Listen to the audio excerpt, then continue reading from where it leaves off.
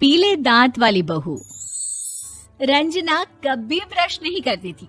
उसे कितनी बार उसके माँ बाप ने डांटा, लेकिन उसका कोई असर उस पर होता ही नहीं था, जिस कारण से उसके दांत पीले पीले हो जाते हैं। शादी के बाद। अरे बहू, वैसे तो तुझ में कोई कमी नहीं है, पर तेरे दांत इतने पीले कैसे हैं बेटा? कैसे मतलब? कोई सर्जरी थोड़ी ना कराई है। वो तो क्या नाम, मैं ब्रश नहीं करती थी तो पीले हो गए। अब क्या करूं? आप कहें तो लाल करवा लूं या फिर काले? यार ये क्या है, क्यों माँ से लड़ रही हो? लड़ रही हूँ? अरे मैं लड़ रही हूँ या ये बोल रही है कि दांत पीले हैं, पीले। अरे तपस्या थोड़ी ना की है इन्हें पीले करने के लिए। बकायदा ब्रश नहीं किया है 20 साल तक, तब जाकर। छी, कैसी बात कर रही हो? ये उस वक्त तो पीले नहीं थे जब हम लोग तुम्हें देखने आए थे। अरे तब साफ करवा लिया होगा डेंटिस्ट के पास जाकर। अब देखो कैसे पीले पीले लग रहे हैं। रंजना सास की तरफ गुस्से से देखती है। फिर शुरू हो गई पीले पीले पीले। अरे पीले तो तब भी थे जब मेरे हाथ का रसगुल्ला उड़ा उड़ा कर खा रही थी और बोल रही थी, लड़की नहीं गुणों का खजाना दे रहे भाई साहब आप। खैर, अब वो लोग करते भी तो क्या करते, पीले दांत वाली बहू पल्ले पड़ी थी तो झेलना तो था ही। एक दिन कीर्तन में रंजना गाना गा रही थी। अरे कमला बहन, माँ का द्वार है, यहाँ तो सब शुद्ध होकर आते हैं, फिर अपनी बहू को ब्रश भी नहीं करवाती तुम। दूर से पीले पीले दांत भक्ति में बाधा उत्पन्न कर रहे हैं।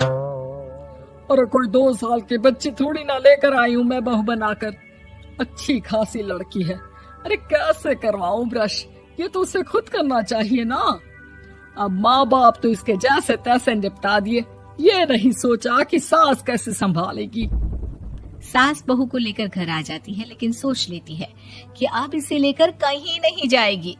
अगले रोज बहू कहती है, अरे क्या हो गया, मंदिर नहीं जाना क्या? कीर्तन का वक्त हो रहा है। मेरी मधुर वाणी से कान्हा जी जागते हैं और सोते हैं। आप तो जानती है ना उनकी भक्ति में कितना मन लगता है मेरा। वो क्या है ना, तबीयत ठीक नहीं लग रही है मेरी, आराम करूंगी मैं। तबीयत ठीक नहीं लग रही? अभी तो मिथुन के गाने पर नाच रही थी आप, और अब बोल रही है कि तबीयत ठीक नहीं लग रही। अरे भक्ति में मन लगा लो सासू माँ, ऊपर जाना है, क्या मुंह दिखाओगी आप? हाँ? सास को बहू की बात पर गुस्सा आ जाता है। मैं क्या मुंह दिखाऊंगी, इसकी चिंता तो ना कर, समझी? अपने मुंह की चिंता कर, जो ये पीले पीले दांत लेकर हर जगह पहुंच जाती है। पता है लोग कितना मजाक बनाते हैं। ना जी ना, मैं नहीं जाना कहीं तेरे साथ। तो ये बात है, कोई ना, मत जाओ, मैं अपने कमरे में ही बैठकर भक्ति कर लूंगी। ऊपर वाला दांत थोड़ी ना देखता है, मन देखता है, भावना देखता है। और अरे बस बस, तू सब कुछ दिखा, बस ये सफेद चमकदार दांत ना दिखाना किसी को, है? जा यहाँ से। बहू को सास की बात का कोई फर्क नहीं पड़ता, वो तो जैसी थी वैसी ही रह जाती है। सुबह नहाकर किचन में खाना बनाना, फिर खाना खाना, कीर्तन भजन करना और सो जाना। एक दिन, माँ जी मैं सहेली के घर जा रही हूँ, शाम को लेट आऊंगी।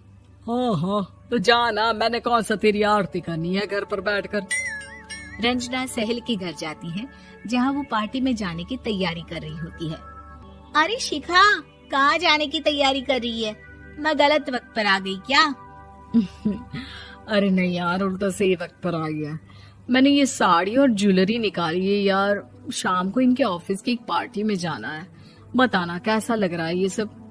नहीं यार, इस ड्रेस के साथ तो वो वाली ज्वेलरी अच्छी लगेगी। हाँ हाँ सही बोल रही है, मैंने ध्यान ही नहीं दिया। वैसे तो हमेशा से मस्त फैशन सेंस रखती है। तो बड़ा जाती होगी ना पति के साथ पार्टी में। रंजना कुछ नहीं बोलती, बस सोचती है कि यार काश ये बात सही हो जाती, पर मैं क्यों नहीं जाती पार्टी में? क्या इन लोगों की कोई पार्टी होती नहीं होगी? रंजना घर आती है और रात में पति से सवाल करती है, एक बात बताइए, आप मुझे किसी पार्टी में क्यों नहीं ले जाते? क्या आपकी यहाँ ऑफिस में पार्टी नहीं होती? पति बेचारा क्या कहता कि दांत पीले हैं तुम्हारे इसलिए। अरे कोई पार्टी होती नहीं हम लोगों के ऑफिस में, तो कहाँ से लेकर जाऊं? और मार्केट, मॉल, कहीं वीकेंड घूमना, कहीं तो। अरे यार सारे हफ्ते में एक छुट्टी मिलती है, तो सोचता हूँ कि आराम ही कर लूं। क्यों? रंजना मन मार के रह जाती है। पहले कभी सास के साथ मंदिर जाया करती थी, लेकिन वो भी सास ने ले जाना बंद कर दिया। घर बैठी बैठी रंजना बोर हो जाती है। तभी उसे आइडिया आता है और वो मायके जाने का सोचती है। सासू माँ, 2 दिनों के लिए मम्मी के घर जा रही हूँ। अच्छा ठीक है, आराम से जा। और हाँ, माँ से कुछ अच्छी आदत सीख कर आना कि कैसे शरीर के हर भाग की तरह दांतों की सफाई भी जरूरी होती है, समझी? शुरू हो गई ना आप। वो लोग आपकी तरह नहीं है कि छोटी छोटी बात का बतंगड़ बना दे। उन लोगों के लिए मैं मायने रखती हूँ, ना कि मेरे पीले पीले दांत। रंजना माँ को बिना बताए उन लोगों को सरप्राइज देती है, लेकिन जैसे ही वो दरवाजे पर पहुंचती है, अंदर देखती है कि घर वाले कहीं जा रहे होते हैं। अब माँ, काश रंजना दीदी के दांतों वाली प्रॉब्लम नहीं होती, तो वो भी हम लोगों के साथ चलती ना बुआ जी की बेटी की शादी में। हाँ बेटा, लेकिन अब उसे कौन समझाए कि उसको उसके पीले दांत नहीं दिखते, लेकिन उसके आसपास के लोगों को कितना एम्बैरेसिंग फील कराते हैं। मुझे तो कितनी बार उसके स्कूल की टीचर ने शिकायत की कि उसके साथ कोई लड़की बैठना भी नहीं चाहती, और ना ही कॉलेज में कोई उससे बात करना चाहता था। लेकिन पता नहीं क्यों उसे ये बात समझ में ही नहीं आती। कोई कमी नहीं है उस लड़की में, बस यही कि दांत पीले हैं। वो तो भला हो जीजा जी और उनकी माँ का, जो दीदी को जैसी है वैसे ही रखा हुआ है। रंजना को अपने घर वालों की बात सुनकर बहुत दुख होता है।